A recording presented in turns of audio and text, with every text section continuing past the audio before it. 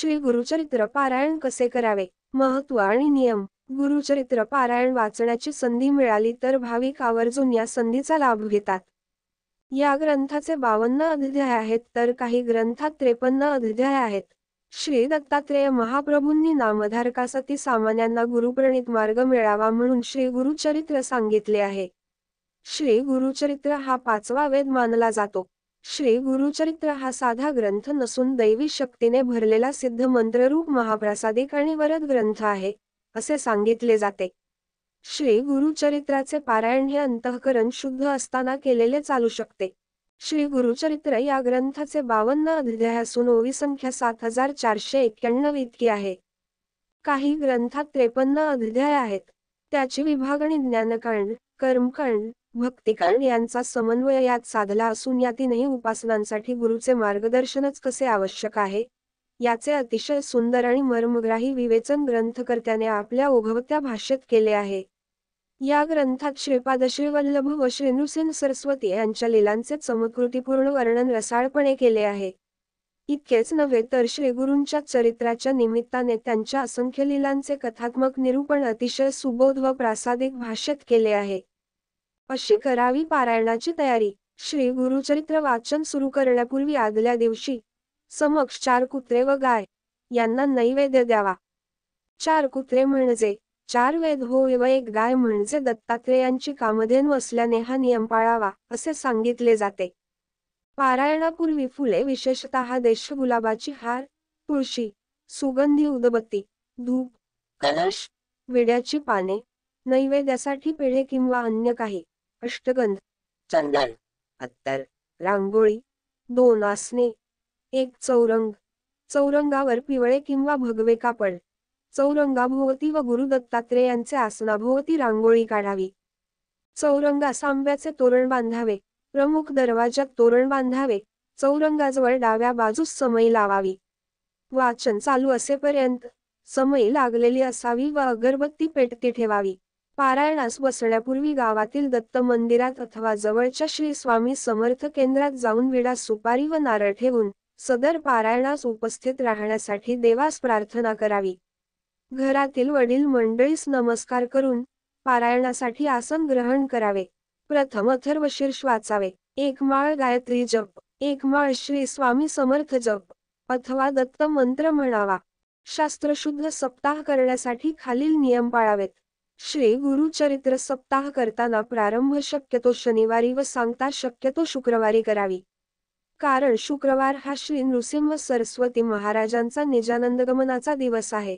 श्री गुरुचरित्र वाचण्यापूर्वी आदल्या दिवशी 1 गाय व 4 कुत्रे यांना गव्हाच्या पोळीचा नैवेद्य खाऊ घालावा। श्री गुरुचरित्रचे वाचन पूर्व किंवा उत्तर दिशेला तोंड करून करावे।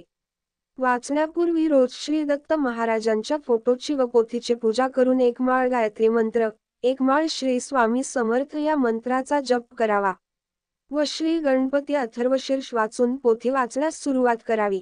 श्री गुरुचरित्राचे वाचन पहाटे 03 ते सायंकाळी 04 या दरम्यान करावे। दुपारी 12 ते 12:30 ही वेळ श्री दत्त महाराजांच्या भिक्षेची असल्याने त्या वेळेस पारायण वाचन बंद ठेवावे। श्री गुरुचरित्र वाचनाच्या कालावधीत दुसऱ्यांच्या घरचे अन्न घेऊ नये।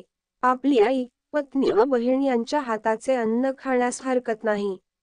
उपवास करू नये। दोन्ही वेळेस सकाळ, संध्याकाळ 1 धान्य फराळ करावा। काही समस्या असल्यास स्वखर्चाने बाहेर खाण्यास हरकत नाही। श्री गुरुचरित्र वाचण्याच्या कालावधीत पुरुषांनी दाढी वाढवू नये, स्वतःच्या हाताने दाढी करावी। तसेच या काळात चामड्याऐवजी नॉयलॉन किंवा रबरी चप्पल जोड वापरावे। श्री गुरुचरित्र वाचनाच्या कालावधीत ब्रह्मचर्य पाळावे।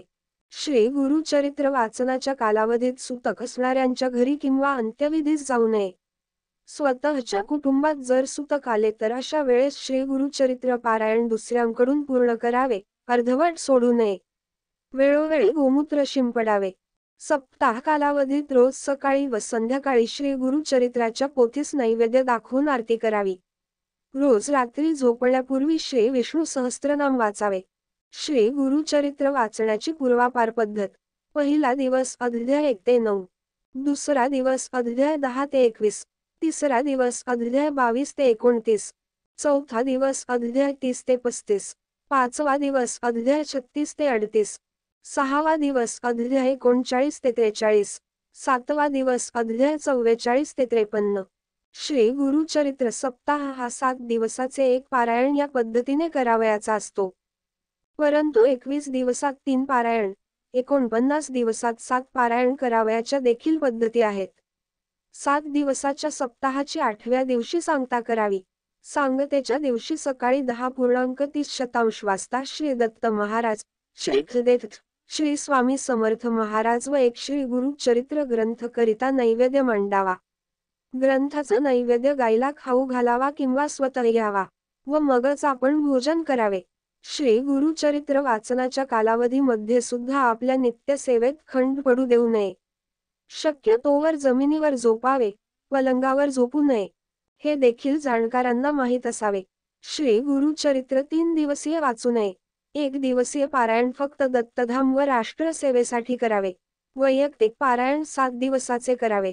श्री गुरुचरित्राच्या निष्ठापूर्वक पारायणने अनुभूतीपूर्वक साक्षात्कार होतो. हे या ग्रंथाचे वैशिष्ट्य आहे. दुःखितांना, वेगवेगळ्या प्रकारच्या शापितांना, असाध्य आजार झालेल्यांना, पितृदोष असणाऱ्यांना श्री गुरुचरित्र एकमेव असे साधन आहे जे शुभ फल प्राप्ती देते असे सांगण्यात येते.